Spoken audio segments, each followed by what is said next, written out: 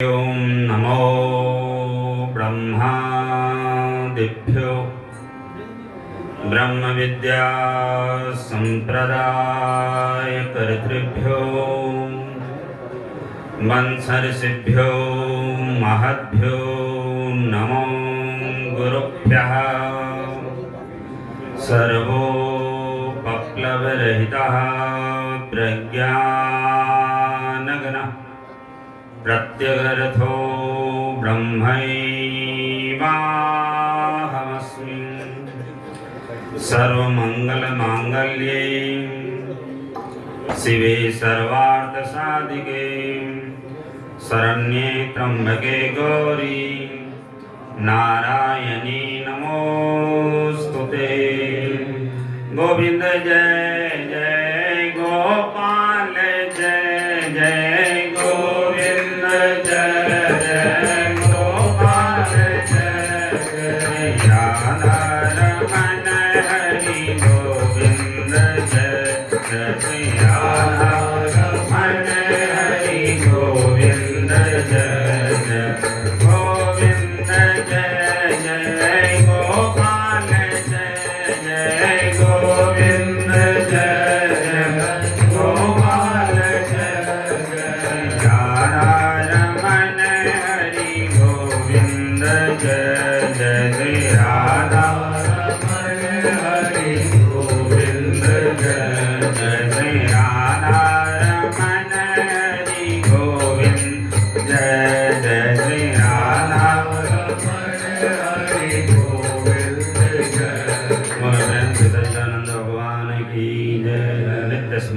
सदैव वंदनीय।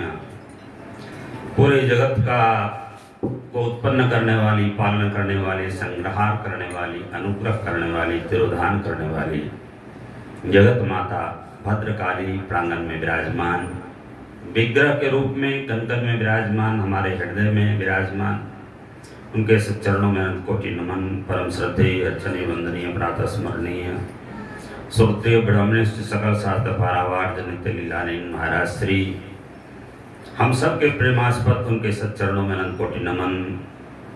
व्यास गति पर विराजमान हमारे परम श्रद्धेय अर्चनीय वंदनीय महामंडलेश्वर जी महाराज, हम सब के परम प्रेमास्पद परम श्रद्धेय सर्वेश बाबू जी महाराज, मंचासीन समस्त हमारे परम श्रद्धेय संत वृंद, विप्र वृंद, विद्वत वृंद और माता जी के परम पावन स्वरूप से विराजमान आप सभी भक्तजन, भक्तमती माताओं, बहनों, आप सबका इस परम पावन सत्संग में, सत्संग की कड़ी में हार्दिक अभिनंदन, हार्दिक स्वागत।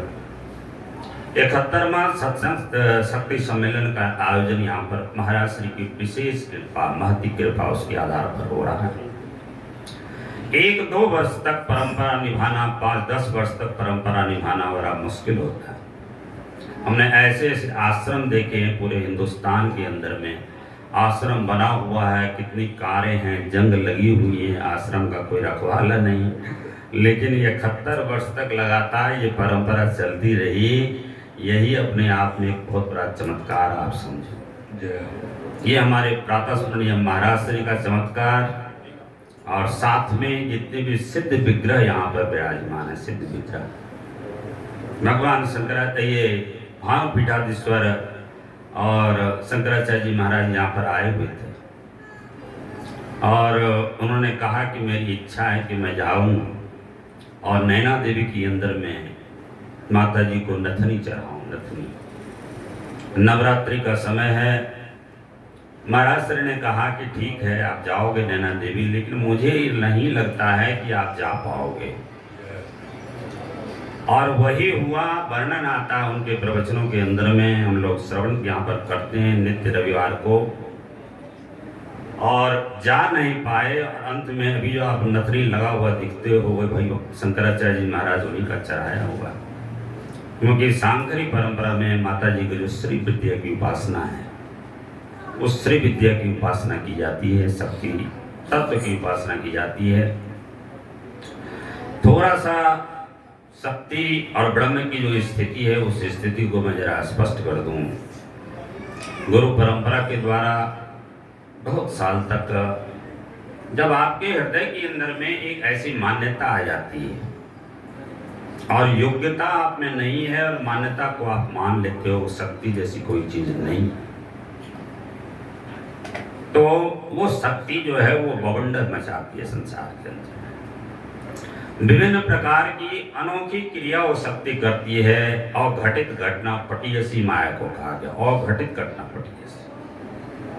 आज से 30 वर्ष पहले आपने सुना भी नहीं होगा कि बिना तार का कोई भी ऐसा फोन बन सकता है जिस फोन के माध्यम से हम बिना तार का सुन सकते हैं। 40 साल पहले हृदय के अंदर में कभी कल्पना आपने नहीं की। लेकिन जब मोबाइल आया, मोबाइल में तरह तरह की एडवांस जितनी भी चीजें निकलती आई, ये सब क्या है? शक्ति की विभिन्न अभिव्यक्ति है संसार के अंदर। स्वामी विवेकानंद जी महाराज ब्रह्म समाज के उपासक थे और ब्रह्म समाज में ही साधना किया करते थे। जहां ब्रह्म समाज में, आर्य समाज में भले ही हमारे परम पवित्र वेद का ही आधार लेते हैं, लेकिन किसी आकार प्रकार को नहीं मानते। अहम निर्विकल्पो निराकार रूपो विभुत्वात् सर्वत्र सर्वेन्द्रियाणां न च संगतम नैव मुक्तिर्न बंधः चिदानंद रूपः शिवोऽहं शिवोऽहं। जो परम तत्व है, कोई आकार प्रकार कुछ भी नहीं है, शांत सरोवर है। जब तक जीव के कर्म का हलचल नहीं उत्पन्न होगा तब तक उसमें तरंग नहीं उठेगी, और जब तरंग नहीं उठेगी वो सरोवर वैसा का वैसा ही बना रहता है, उसमें कोई फर्क नहीं पड़ता। रस्सी में आप कितने भी संसार की कल्पना कर लो, लेकिन रस्सी में किसी प्रकार का कोई विकार नहीं। लेकिन हृदय संतुष्ट नहीं हो रहा था। हृदय के अंदर में कुछ असंतुष्टि का भाव था। क्यों असंतुष्टि का भाव था? ये अज्ञान का तिनका हृदय के अंदर में विराजमान था। जो अज्ञान का तिनका जब तक नष्ट नहीं होगा वो एक प्रक्रिया से नष्ट होगा। जिस माया को भगवान ने कहा गीता जी के अंदर में, देवी हेसा गुणमयी मम माया दुरत्यया मामय भी प्रपद्यन्ते माया में तांतरंते। हमारी जो माया है अत्यंत दुरत्या है, और मेरा जो जब तक पूरी तरह से अवलंबन नहीं लेता उससे उसको छुटकारा नहीं मिलता। संतुष्टि नहीं हो रही थी, संस्कार बन गया था। बहुत वर्षों तक ब्रह्म समाज के अंदर में रहे, लेकिन जिज्ञासा हमेशा हृदय के अंदर में रहती थी कि एक हृदय की आंतरिक जिज्ञासा होती है। अगर आंतरिक जिज्ञासा हो तो आप उस परम शक्ति की स्थिति को प्राप्त हो जाओगे, जिसमें किसी प्रकार का कोई बुढ़ापा नहीं है, किसी प्रकार का कोई रोग नहीं है, किसी प्रकार का कोई जन्म नहीं है, किसी प्रकार का कोई मृत्यु नहीं है। आपकी स्थिति हमेशा एक रस बना हुआ है, उस स्थिति को आप पाओ। लेकिन जिज्ञासा होनी चाहिए। ऐसा नहीं कि मान लो शब्द से हमने कहा और शब्द से आपने श्रवण किया, तो यहाँ पर वेद में स्पष्ट रूप से हमारे महापुरुष कहते हैं, नायम आत्मा प्रवचन लभ्यो न वेदिया न बहुना सुते न ये न इसे प्रणोते तेन लभ्य। जो वर्ण करता है उसको ये प्राप्त होता है। अंग्रेज का प्रोफेसर था, अंग्रेज का प्रोफेसर, और उनको जो है पढ़ा रहा था क्लास के अंदर में, दर्शन शास्त्र के विद्यार्थी थे कलकत्ता यूनिवर्सिटी के अंदर में। अंग्रेज के प्रोफेसर से उन्होंने पूछा कि what is the meaning of trance, समाधि की अवस्था के संबंध में आप परिभाषित करो, आप दर्शन शास्त्र के प्रोफेसर हो।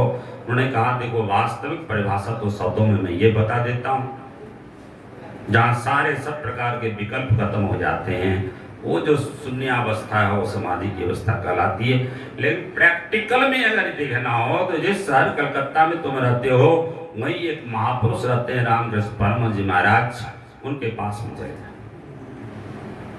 रामकृष्ण परमहंस जी महाराज के पास में आए नरेंद्र के रूप में, बालक नरेंद्र के रूप में, युवा अवस्था हो चुका था उस समय में, युवा नरेंद्र के रूप में आए। और आने के बाद में नित्य प्रति जिज्ञासा चलती रहती थी। बार बार रामकृष्ण परमहंस जी महाराज कहते थे तुम काली के चरण के अंदर में जाओ, वो माँ तुम्हारी सब प्रकार की जिज्ञासा, जो अधूरी जिज्ञासा उसको पूरी करेगी। वो कहते थे कि मैं किसी आकार प्रकार को मानता ही नहीं हूँ। ये आप जो कहते हो कि मैं काली को अपने मुख से खिलाता हूँ, अपने हाथ से खिलाता हूँ, अपने मुख से काली खाती है माता काली, ये सब आपके मन की जो कल्पना है वो कल्पना ही सब।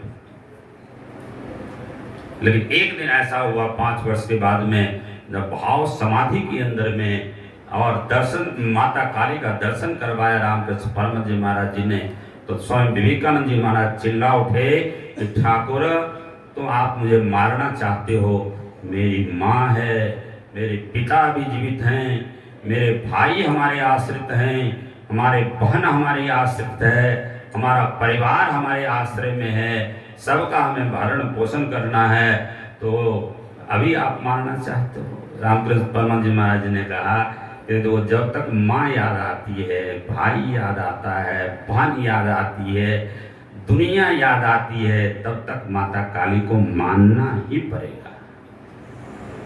समाधि की अवस्था के संत थे और रामकृष्ण परमहंस जी महाराज उनके जीवन के अंदर में यह घटना घटी कि माता काली को पूरी तरह से समर्पित थे।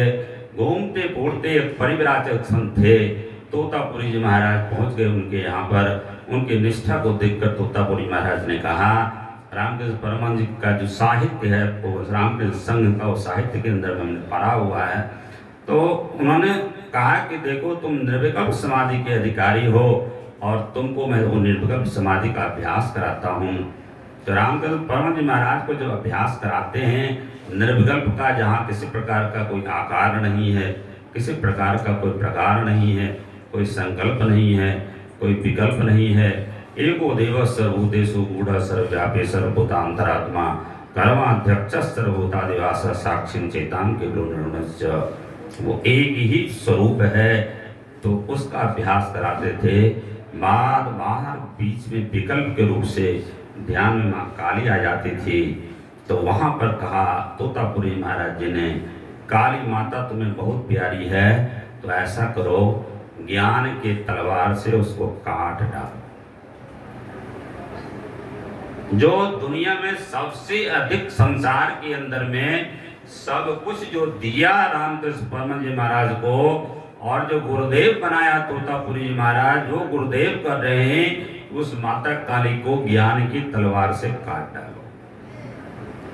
तो रामकृष्ण परमहंस जी महाराज को इसलिए कहा कि माता पिता भाई बंधु पत्नी जितने भी संबंध हैं दुनिया में दिख रहा था, लेकिन जो अवस्था थी निर्विकल्पता की समाधि, योग रतो वा भोग रतो वा संग रतो वा संग विहीना यस ब्रह्मणि रमते चित्तम नंदति नंदति नंदत्येव भज गोविंदम भज गोविंदम भज गोविंदम। ये नोट बाधक नहीं,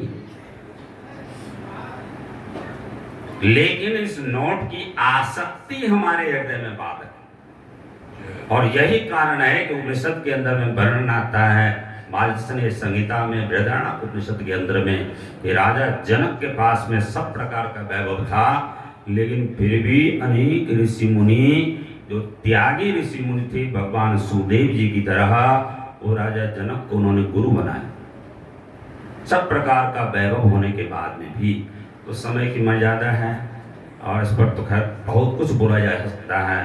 तो शक्ति जब तक दुनिया के अंदर में क्रिया है तब तक शक्ति है, जब तक सावयव पदार्थ के अंदर में आपकी निष्ठा है तब तक शक्ति है। और जब आप इन सब चीज़ों से ऊपर उठ जाओगे, निरवय भाव से हो जाओगे, तो शक्ति और ब्रह्म दोनों एक हो जाता है, दोनों में किसी प्रकार की कोई भिन्नता नहीं रहती है और संसार के अंदर में आपका पूर्णागमन पूरी तरह से खत्म हो जाएगा। और यही प्रार्थना माँ काली के चरणों के अंदर में, प्रातः स्मरणीय महाराज जी के सच्चरणों के अंदर में आप सभी के लिए मंगल कामना। सर्वे भवन्तु सुखिनः, सर्वे सन्तु निरामया, सर्वे भद्राणि पश्यन्तु मा कश्चित् दुःखभाग् भवेत्। ओम शांति शांति शांति। दुर्गति नाशनि दुर्गे